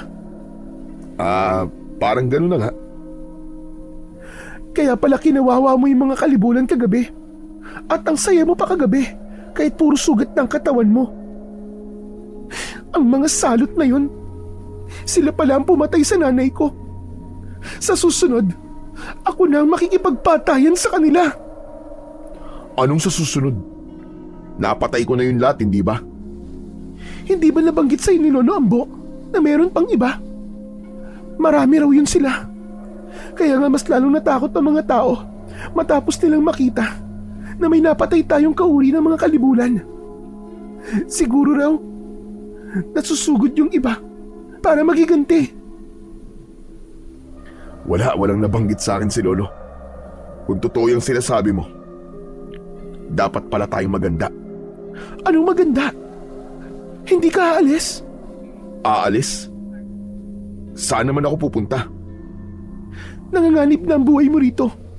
Sa susunod na sumugod na mga kalibulan, sigurado ako na walang sino man sa mga taga rito makakaligtas. Kaya tumakas ka na. Anong tumakas ang sinasabi mo, Nadine? At kung nanganganib pala ang lahat, bakit ako lang ang tatakas? Paano ka? Paano ang mga tao rito? Ayos lang sa akin kahit mamatay na ako. Wala na rin naman akong pupuntahan. Wala na rin si nanay. Pero ikaw, may mahal ka pa sa buhay na pwedeng balikan. Hindi ako tatakas.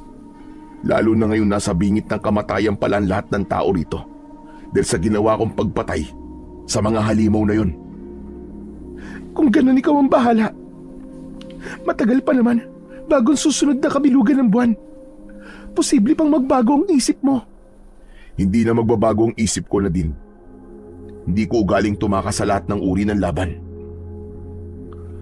Doon na natapos ang pag-uusap namin ni Nadine. Dahil hindi na siya ulit nagsalita, kaya hindi na rin ako umimik. Napatingala ako sa langit nang bigla yung magliwanag dahil sa biglaang pagkidlat. Hudyat yun. Nauulan.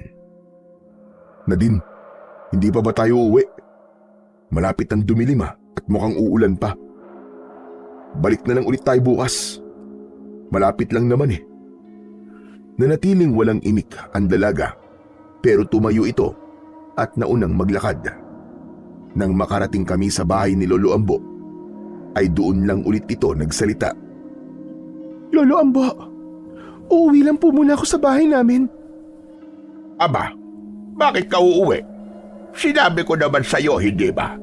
Dapat pwede kang tumuloy dito hanggat hindi pa naayos ang bubong ng bahay ninyo. Sa may kusina lang naman po banda na alis ang bubong. Buo pa rin naman po ang bubong sa kwarto.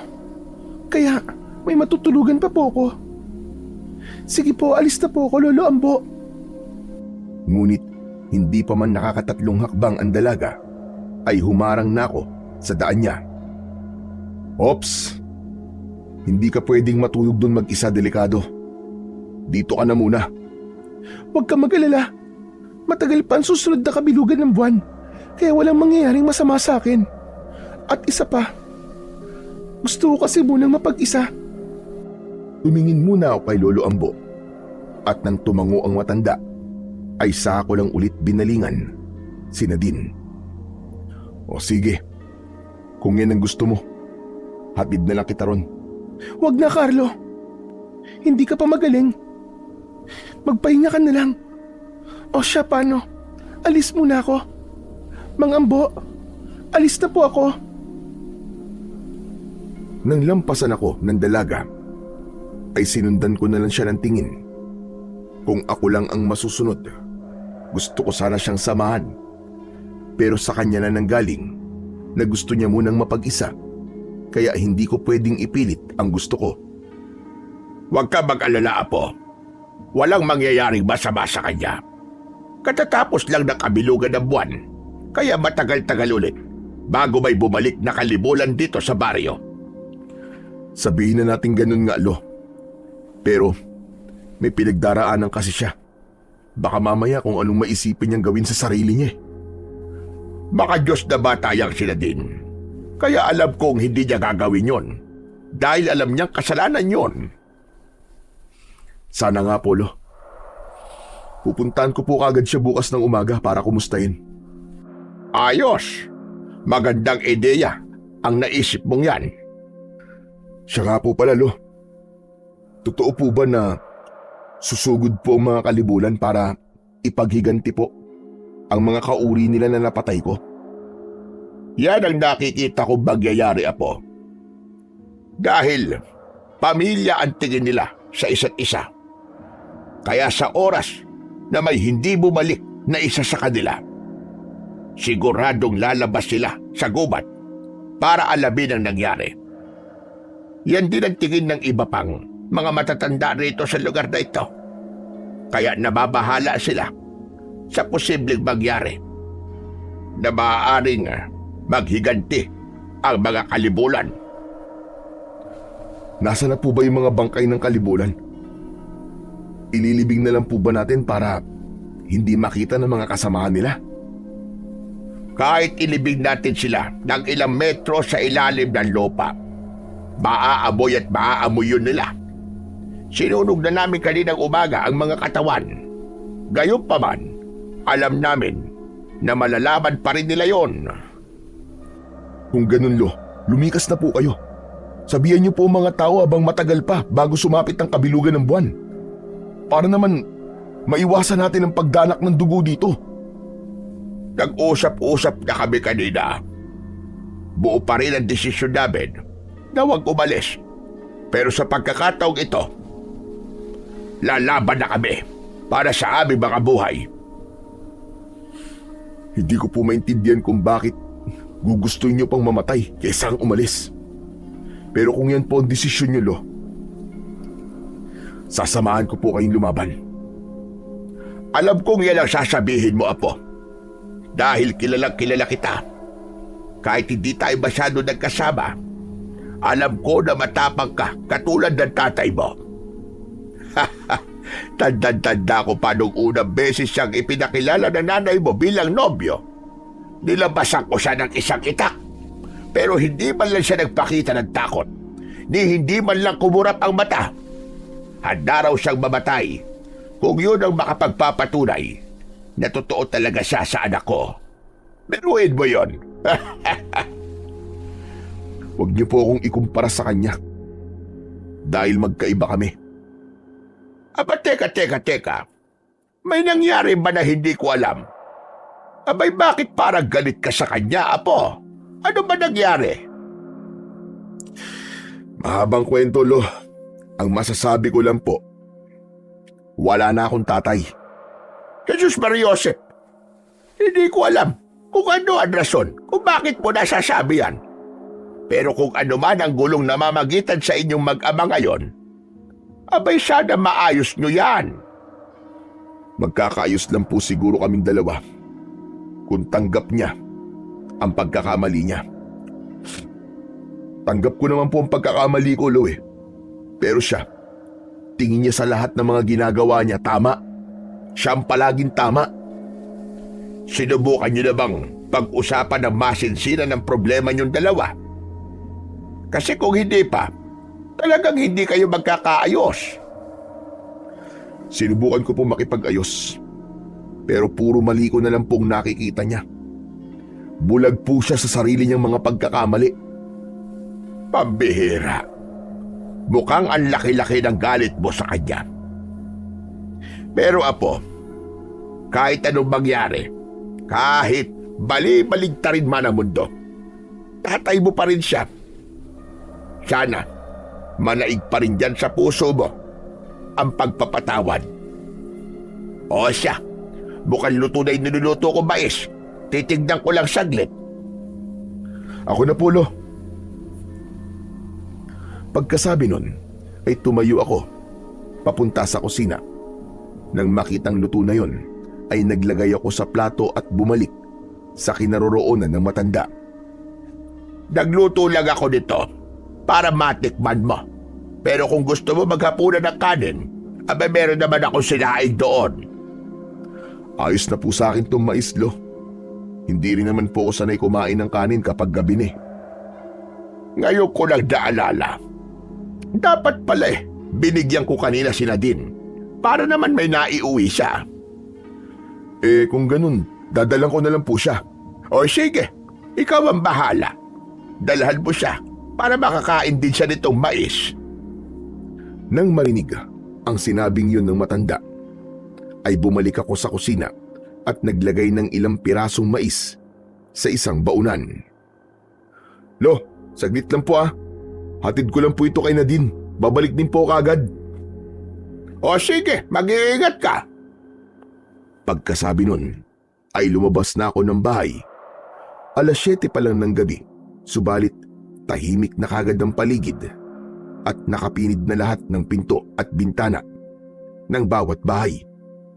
Hindi kalayuan ang bahay ng dalaga, kaya makalipas lamang ang 2 minutong paglalakad ay nakarating na ako sa tapat ng bahay nito.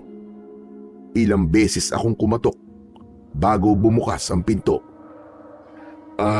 Natutulog ka na ba? Pasensya sa storbo ah. May dala akong mais. Pinabibigay ni Lolo. Hindi ka na sana nag-abala pa. Pero salamat, Carlo. Walang anuman. O sige, una na ako ah. Isara mo na ulit ang pinto. Sige, pakisabi kay Mang Ambo. Salamat. Tumango lang ako bilang pagtugon sa sinabi nitong yon. Hinintay ko munang isara nito ang pinto bago ako tumalikod at naglakad pabalik. Saktong pagdating ko sa bahay ay saka naman bumuhos ang malakas na ulan. Hindi ko tuloy maiwasang mag-alala para sa dalaga, lalo na't sira ang bubong ng bahay nito. Hindi ka pa ba matutulog, Apo? Abay, mauuna na ako. Kanina pa akong inaantok. Sige po, Lo. Sunod na lang po ako. Naupo muna ako sa tabi ng bintana at tumingin sa labas. Nang mga sandaling yun, parang bigla akong nakaramdam ng panghihina. Parang ngayon lang ininda ng katawan ko ang pagod. Ang dami palang nangyari sa loob ng isang araw at isang gabi. Nagtagal pa ako ng ilang minuto sa tapat ng bintana bago ko yun isinara. Pagkatapos nun ay pumasok na ako sa silid at nahiga sa tabi ni Lolo Ambo. Mabilis ang naging paglipas ng mga araw at linggo. Naramdaman ko na lang na parang ayaw ko na ring lisanin ang lugar na yon. Sa loob ng maikling panahon ay naramdaman kong hindi ako mag-isa. Naramdaman kong maging masaya sa kabila ng nalalapit na panganib na kakaharapin namin. Isang gabi, bago sumapit ang kabilugan ng buwan, napagpasya namin na magkaroon ng maliit na kasiyahan. Nagtipon-tipon kaming lahat sa labas at nagsalo-salo. Ideya yon ni Lolo Ambo para daw kung sakali ay may babaunin kaming masayang alaala sa kabilang buhay. Pagkatapos kumain, nagpatugtog si Lolo ng lumang tugtugin gamit ang kanyang radyo. Dahil awiting pag-ibig, magkakapareha ang sumayaw. Mula sa tabi ko, naramdaman kong siniko ako ni Lolo Ambo. Nang lingunin ko siya, sinenyasan niya ako na lapitan sila din. Nag-ipon muna ako ng lakas ng loob bago ako tumayo at naglakad papalapit sa dalaga. Tumayo ako sa harapan niya at inilahad ang isa kong palad. Nadine, pwede ba kitang maisayaw? Sa halip na sagutin ang tanong ko, ay tumayo siya, sabay patong ng isa niyang kamay sa kamay ko. Naglakad kami, papunta sa iba pang mga sumasayaw. At nang makahanap ng pwesto, ay humarap na kami sa isa't isa. Ipinatong niya ang dalawa niyang braso sa balikat ko, habang ang mga kamay ko naman ay nasa bewang niya. Habang sinasabayan namin ang tugtog, ay nakatitig lang ako sa kanya.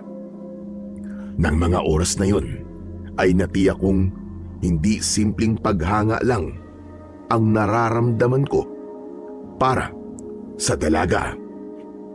Nang matapos ang kasiyahan na yon, ay tumulong muna kaming magligpit bago ko hinatid pa uwi si Nadine. Carlo, gusto mo bang magkape muna sa loob?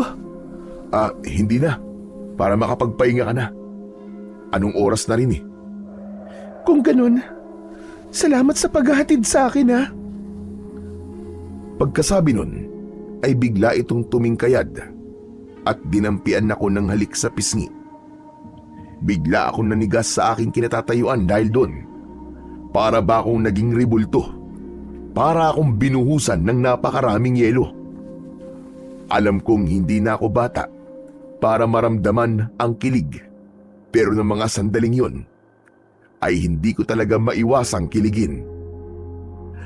Sige, pasok na ako, Carlo. Hinintay ko munang makapasok ang dalaga at maisara ang pinto bago ako napahawak sa dibdib ko dahil biglang bumilis ang tibok nito. Habang naglalakad pabalik, ay paulit-ulit na bumalik sa isip ko ang nangyari. Dahil doon, hindi ko namalayan na lumampas na pala ako sa bahay ni Lolo Ambo. Carlo, Apo! Hoy, saan ka mapupunta? Nang marinig ko ang boses na yun ng matanda, ay saka ko lang napansin na lampas na pala ako. Nagtataka tuloy ang tingin sa akin ni Lolo. Wala po. Dito lang po, magpapahangin. Bakit parang wala ka sa sarili habang naglalakad? Halika na nga rito. Abay, kanina pa kitang hinihintay eh. Napakunot ang noo ko dahil sa sinabing yun ng matanda. Naglakad ako papalapit at pagpasok ko ay saka ko nakita na naroon ng ilan sa mga kalalakihan sa lugar namin. Nandito raw sila dahil gusto nilang iasa sa iyo ang tungkulin na talunin ang Panginoon ng mga kalibulan. Naniniwala sila sa kakayahan mo sa pakikipaglaban na po. Panginoon? Tama bang narinig ko? May Panginoon sila? Oo, Apo. Ang pinakamatanda sa kanilang lahat. Higit itong mas mabilis at malakas kumpara sa iba. Kaya itinuturing nila itong pinuno. Saglit akong nawalan ng imik. Iniisip kong dapat ko bang tanggapin ang alok ng mga kausap ko. Kung totoo ang sinasabi ng mga ito na pambihira ang lakas ng nasabing aswang, siguradong wala akong pag-asang manalo. Kung tatanggapin ko po yung sinasabi nyo, para ko na rin po kayong pinaasa na kaya kong talunin ang aswang na yun. Ayoko po kayong mabigo dahil sa akin. Naniniwala kami sa katapangan mo, Apo. Kung sakali mang hindi ka magtagumpay, kasama mo pa rin kami hanggang sa huli. Kung ganun sige o, payag na po ako. Pero hindi po ako nangangako na kaya kong manalo. Ang maipapangako ko lang ay gagawin ko ang lahat ng makakaya ko. Sapat na sabi nyo na po. O siya, sige na. Magsiuwi na kayo mga kasama at baka inihintay na kayo ng mga asawa ninyo. Bago umalis ang mga bisita, ay lumapit muna sila sa akin at nagpasalamat. Sinabi ko naman sa kanila na saka na lang sila magpasalamat sa akin kapag tapos na ang lahat. Nang wala na sila, ay nilapitan ako ni Lolo Ambo. Umamin ka na ba sa nararamdaman mo kay Nadine, Apo? Po, umamin? Ano po bang ibig niyo sabihin? Ay, nako. Huwag ka na magkailak sa akin. Pinagdaanan ko na rin yan. Alam ko may pagtingin ka sa kanya. Ano? Nagtapat ka na ba? Si Lolo talaga Pero Lo, hindi pa po Saka na lang siguro. Kapag maayos na po ang lahat. Anong saka na lang? Paano? Kung hindi ka na magkaroon ng pagkakataon, sige nga. Sa tingin ko naman, ay may pagtingin din siya sa'yo. Sana nga, Lo. Pero saka ko na lang po problemahin yun. Sa ngayon, kailangan ko muna mag-isip kung ano ang gagawin ko bukas para tapatan ang lakas ng aswang na yun. Kailangan mo ba ng armas, Apo? May nakatago ako rito. Bigay pa ito sa akin ng tatay ko nung siya ay buhay pa. Pagkasabi nun, ay pumasok ang matanda sa kwarto at nang lumabas ito, ay may bitbit ng isang mahabang bagay. Namangha ako nang mati ako kung ano yun. Isa yung katana o mas kilala bilang samurai sword. Nang iabot yun sa akin ni Lolo, ay kaagad ko yung hinugot. Kuminang ang talim nito matapos maalis mula sa kaluban. Lo, ipapagamit mo sa akin yan? Kung makakatulog ba yan bakit hindi? Alam mo ba kung paanong gumamit niyan? Ngayon lang po ako nakahawak ng katana. Pero kaya ko naman po itong dalhin at gamitin. Mabuti naman kung ganon. Alam mo ba, Apo? Simula nang ibinigay sa akin yan ng tatay ko, ni minsan hindi ko man lang yan tinangkang hugutin. Pakiramdam ko kasi, masusugatan ako sa oras na ginawa ko yon. Kaya itinago ko na lang. Kung gusto mo sa'yo na lang yan. Ipapamana ko na sa'yo. Gusto ko sana pero wala naman akong paggagamitan yan. Kaya itabi nyo na lang po ulit pagkatapos ko pong gamitin bukas. Kanina parang hindi ka sigurado na mananalo ka. Pero ngayon, mukhang mataas na ang kumpiyansa mo, Apo. Parang ganun na nga po, Lo. Handa na po akong harapin ang aswang na yun. Tignan ko lang kung matalas pa ang ngipin niya kaysa sa talim ng katana na to. Pagkatapos ng pag-uusap namin na yon ni Lolo, ay nagpaalam na siyang matutulog. Ako naman ay nanatili pa ring gising at pinag-aralang gamitin ang hawak-hawak na armas. Nang hindi makontento ay lumabas ako ng bahay at lumapit sa sagingan. 3 puno ang sabay-sabay na naputol at bumagsak matapos ko yung atakihin. Nasisiyahan akong naglakad pabalik sa loob ng bahay matapos kong matiyak kung gaano katalim ang sandata na hawak ko. Kinabukasan, maghapon kaming abala sa paghahanda para sa nalalapit na paglabas ng bilog na buwan. Tumulong ako sa pagkuha ng mga sanga ng kahoy para gawing sibat. Ibinigay namin yon sa mga kababaihan para may magamit silang pandepensa kung sakaling may lumapit na aswang sa kanila. Bukod doon, sinabihan ko rin sila na magdala ng bawang at asin. Kinagabihan, 9:00 pa lang, ay paisa-isa nang sumulpot ang mga kalibulan. 2 sa mga kasama ko ang kagad na nasugatan matapos makalmot, kaya sinabihan ko na magtago na lang din para hindi na madagdagan ng sugat. Nang lumalim ang gabi, dumating na ang hinihintay ko. 5 kalibulan ang dumating, kasama na roon ang pinuno ng mga ito. Nasabi ko yon na ang pinuno nila dahil ito ang nanguna. Nang makita nito ang nakakalat na bangkay ng mga kauri nito, ay bigla itong umatungal sa galit. Dahil putol ang mga katawan ng mga aswang, sa akin tumuon ang atensyon ito. Nang mga oras na yon, ay hawak ko sa kamay ko ang katana. Kaya nalaman ng aswang na ako ang pumatay sa mga kauri nito. Hindi ko inaasahan ang naging mabilis nitong pagkilos. At bago pa man ako makaiwas, ay nagawa na nitong kalmutin ako sa likod.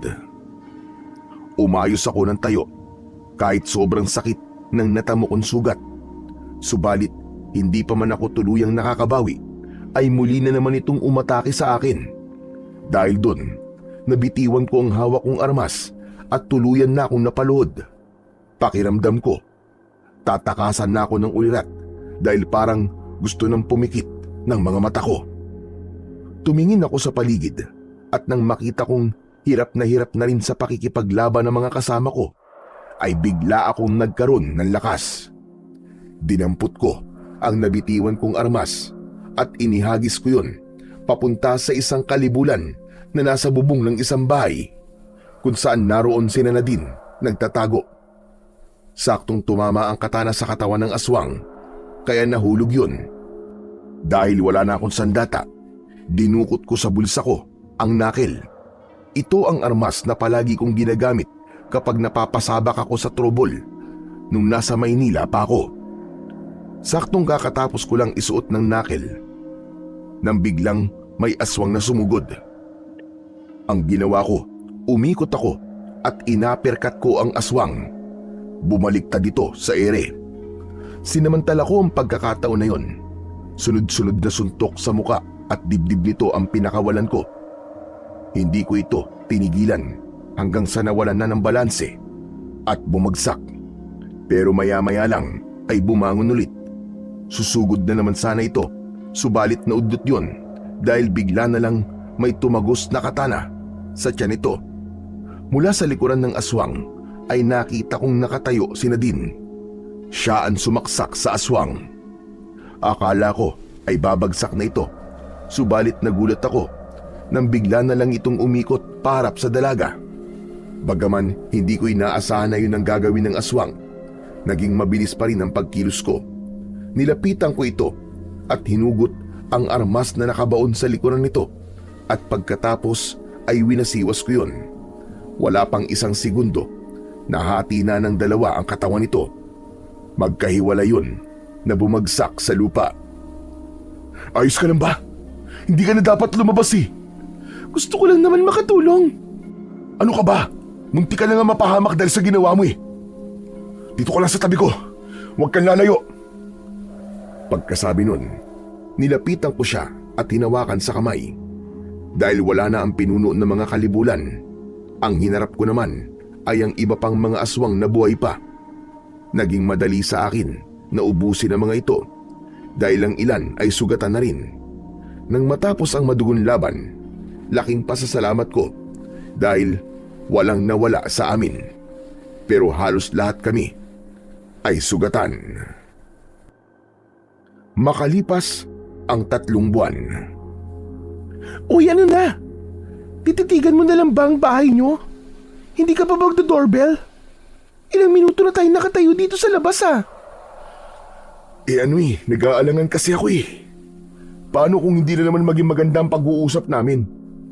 Ano ka ba? Ngayon ka pa ba atras? Ang layo ng biniyahe natin At isa pa, napag-usapan na natin to, hindi ba? Ang sabi mo, buo na ang loob mo na harapin siya. Oo nga. Pero paano kung ayaw niya pala akong makita? Bago ako umalis sa bahay na to, natatandaan kong itinakwil niya na ako eh. Tatay mo pa rin siya. Ilang buwan kayo hindi nagkita. Kaya sigurado kung namimiss ka na niya. Kaya sige na, mag-doorbell ka na. Para malaman na nila na nandito ka.